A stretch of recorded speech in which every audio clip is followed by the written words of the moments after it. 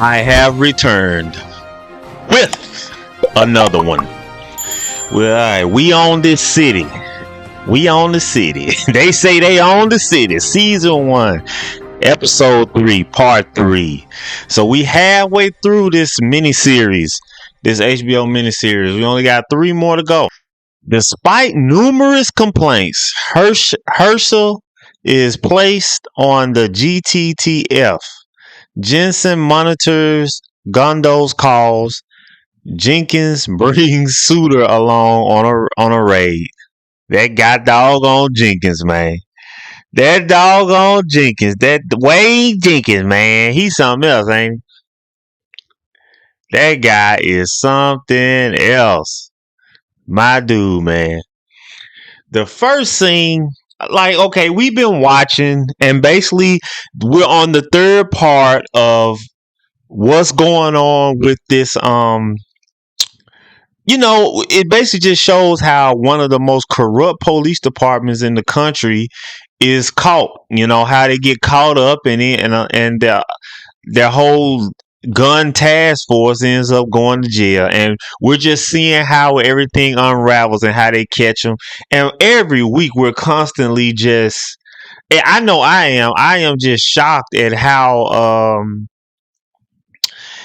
these guys are just blatantly, like, so careless, and they just so blatant and robbing people. I mean, you see them pulling people, arresting folks, and they putting people in handcuffs and taking money right out their pocket and put it in their own pocket. You would think they'll be more covert with the stealing. They'll take it and put it in the evidence bag, and then later on pull over to the side and take the money and then put it in their pocket. Now they out in the middle of the street taking money, taking folks' money out their pocket and putting it right in their own pocket. It's crazy, man. Crazy. So we're seeing how all that unravels and all that unfolds, and that's pretty much what the episode is. It just goes a little further. You know, we see a murder get solved, and mainly we just see how Wayne Jenkins and them boys, that drug task force, we just see how that corrupt police department unfolds. Let me say this though, this is let me tell you what you're seeing.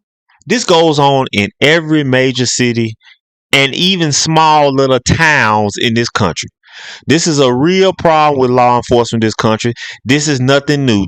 They just got so corrupt in Baltimore that the DOJ had to come in and do something about it. And it eventually led to Freddie Gray. And also, the only reason this drug task force was caught was because a teenage white girl, I think in the suburbs of outside Baltimore, overdosed on some drugs, and they wanted to know how the girl got the drugs, and it led back to one of the drug task force guys sold it to somebody, because they used to confiscate people drugs and then sell them right back out to the street. That's how corrupt they were. And that's the only reason these guys, that was the one thing that really made these guys get put on the radar and made them go after these guys. Teenage white girl got caught. Had to die from a drug overdose. That's the truth of the matter. Okay. But I'm just going to highlight real quickly some a few scenes that stuck out to me. This scene right here, where they pull this guy over. See, all this stuff is real life. They dramatize it a little bit, but all this stuff really happened. They pull this guy over and they take this guy money. I think he had $10,000. They took his money, his $10,000, and that wasn't good enough, was it? Them taking his money, taking his $10,000. You see them when they put him in handcuffs. They took the money and put it in their own pocket, and so I don't know why this guy consent to it, but he allowed them to even go to his house and raid his house. So that wasn't enough. Them raiding his pockets and them hitting his pockets up and taking his money out of his pocket, taking his $10,000 out of his pocket, all that wasn't enough. They end up going to his house, scaring the hell out of his two little girls, two little beautiful black girls, and nice looking child's mother too, I might add. And um she hood fine. That's how they say that. But anyway, took her took her to the day house, scared the hell out of his family, and then you see the lieutenant, the guy, whatever he is, the sergeant that's over him, he up in there taking the money out the main closet, putting it in his pocket. I think that was the $10,000 they took, if I'm not mistaken.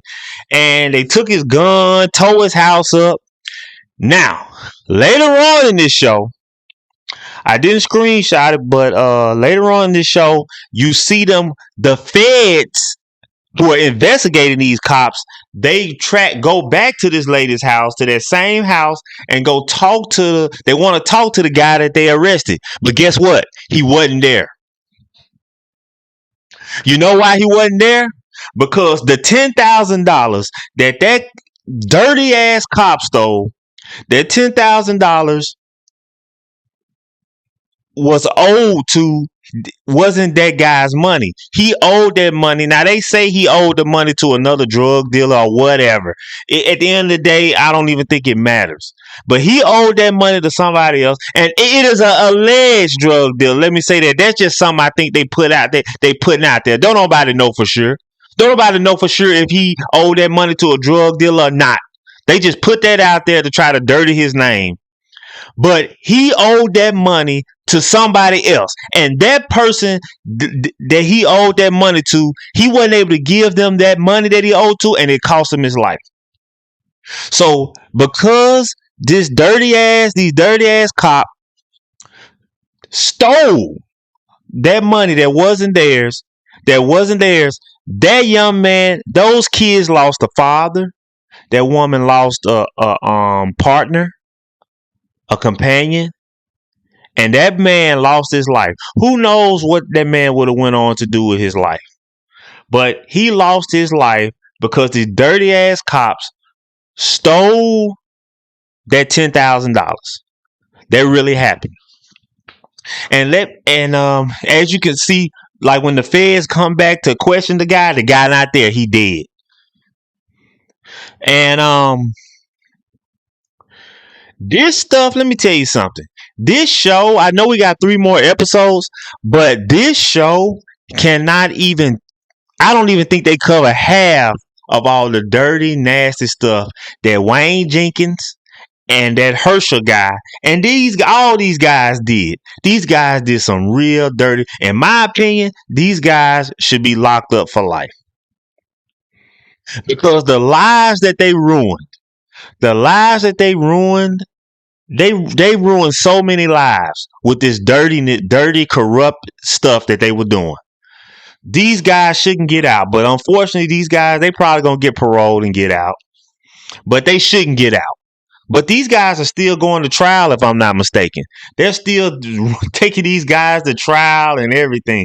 And the Baltimore PD, I think they just got an outside source to really do like a real assessment of all the damage that was done. And that report just came out at the end of last year, 2021. But anyway, moving on. This right here, this my guy Wayne. I don't know. Every episode I should have a Wayne Jenkins moment. The Wayne Jenkins moment. Here my guy Wayne. This was so funny to me. Look at the bottle he's holding. Let me get out the way. See, he's holding a Patron bottle. Heck damn Wayne Jenkins. I like how HBO is doing this show so well, and they're showing such serious stuff and such serious subject matter, but they still take out the time to put a joke in there. This scene right here with Wayne Jenkins is my favorite scene, most funny scene. So they up there ragging on Wayne. He talking about he ain't got no money, and he broke and all this and that, and they making fun of him. And he go take his country self up there. Hey guy, what the hell is this? You guys getting all high sedity? Hell, I spend $20. I get drunk on $20 a week.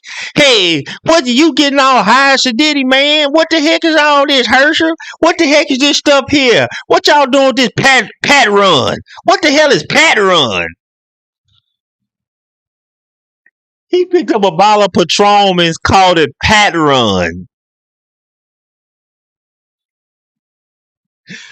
Keep in mind, I think this actually happened around what? Wasn't it 2015, 2016? I think it was like 2016, 2017. This is just a couple of years. This is just some years ago. This wasn't that long ago. Everybody knew about Patron. Even though you might not could afford it to drink it or it might be too expensive. I think Patron costs like $40 a bottle now. And that's just for the regular Patron. What he got in his hand, that's the cheapest version. That's the regular. That bottle right there, about a fifth of Patron, cost about $40. Man, let me tell you, man.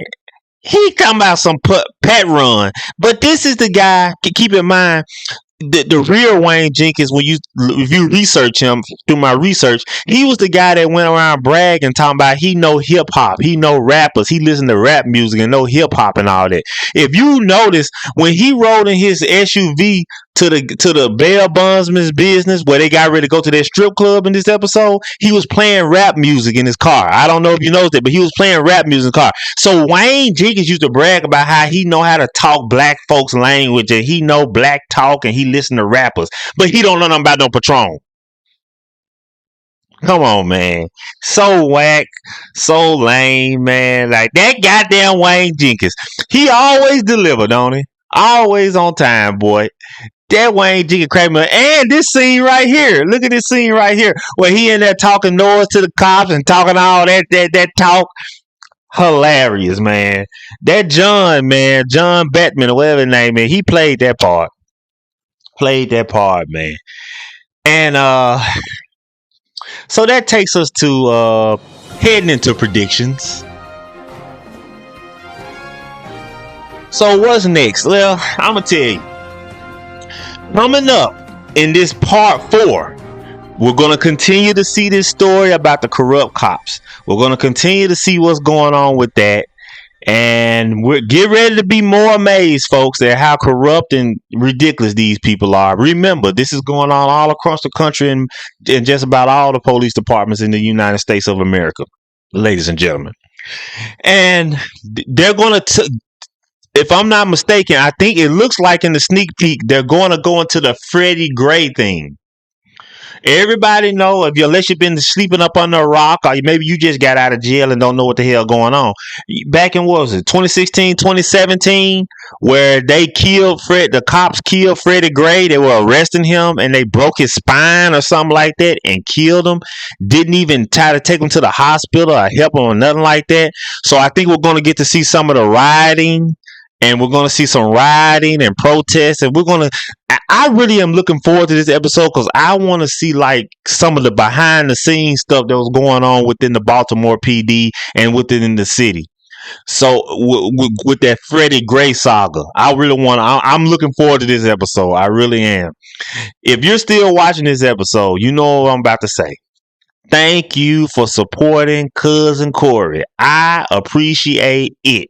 And let me tell you, if you're new, hit that like button, hit that subscribe button, tell a friend, share, and you know what I'm saying?